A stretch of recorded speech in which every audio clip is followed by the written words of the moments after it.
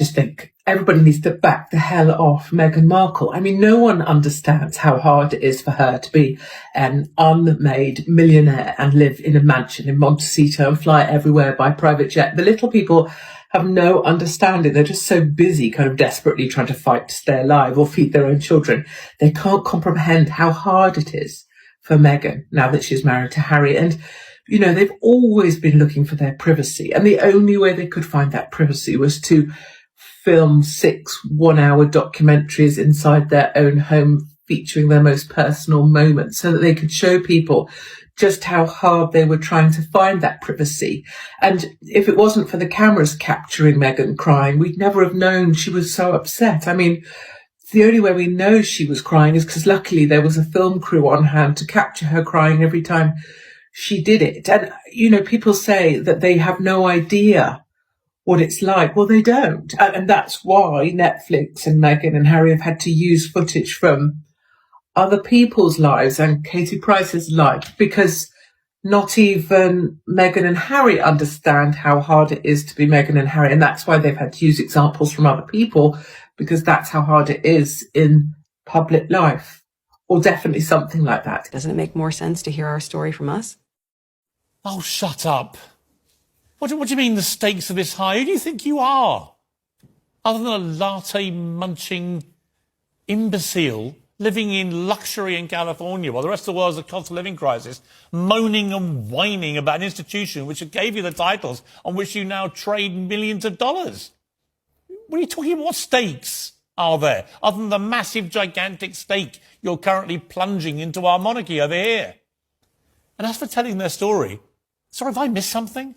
I thought you've been telling your truth, which is often a pack of lies, from the moment you abandoned this country. Looks like I'm over egging this, but hey ho, follow suit. Harry's has a bit, hasn't he? You know what? I think this is the final goodbye from me to Harry today. I grew up with him. He's a year younger than me. I even cried for him at his nan, our Queen's funeral. I felt sad for him. He seemed lost. And it's a shame. It's a shame it's come to this. But he runs around telling his truth over and over again. And I feel like, what's the end goal? What do you want out of this? Is it because you want to create change? Because I feel like you can create change elsewhere. You can actually help children that go through grief, loss, racism. You can use your Netflix contract for documentaries about real people. You can't change what's already happened in your life. But what I see is he's running around telling his truth and not understanding that his brother isn't bulletproof. You know, we can't keep going here. You were lucky to have a fucking dad stick around, and the institution kept him there, to be honest with you, Harry.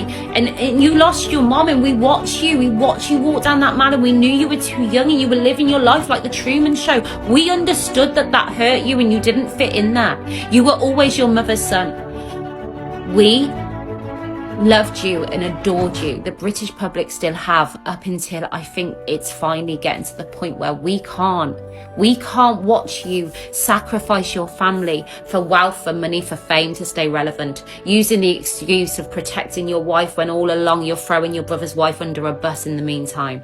Like, we can't have you hate on us like you do. You hate the British press for doing what they've done. We get that, we understand, but we're not bad. The British public, we took you under our wing.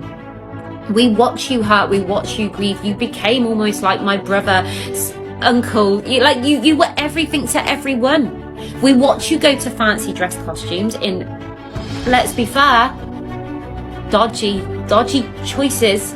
But we were like, no, leave Harry alone. Leave Harry alone. He's just being a kid. He's just being young.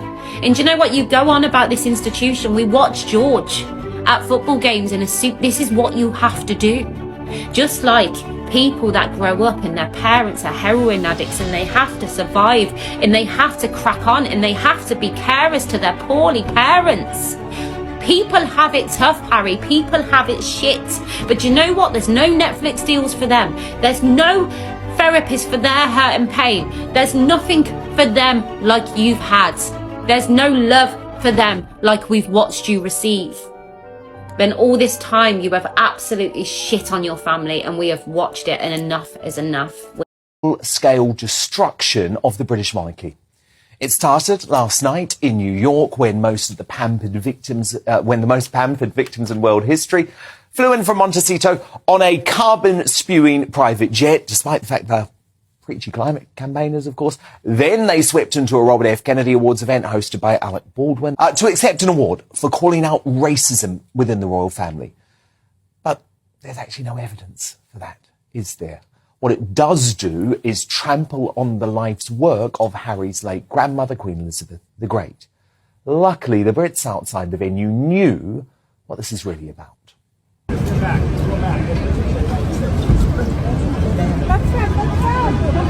Harry, over here. Harry, what do you think about destroying the royal family?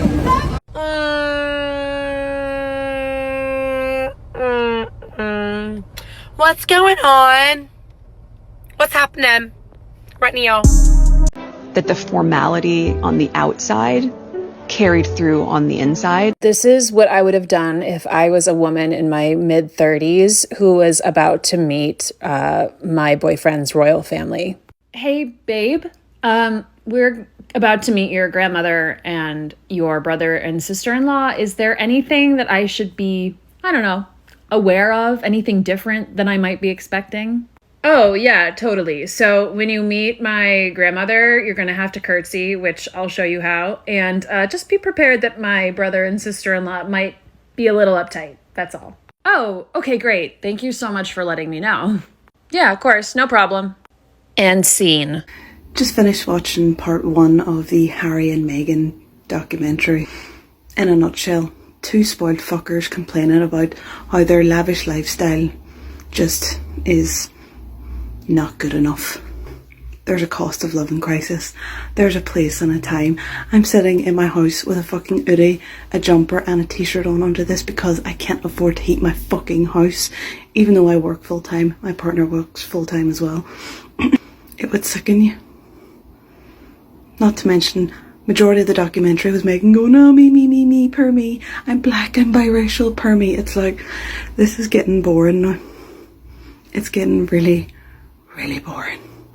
A lot of interesting reactions coming out after this Netflix disaster.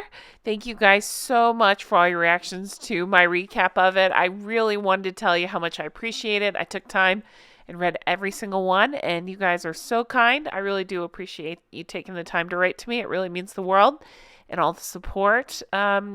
Stay tuned to this channel because as more reactions come out, we'll be sure to follow those. Thanks so much for being here. Have a wonderful day. I'll talk to you again soon. Take care. Bye-bye.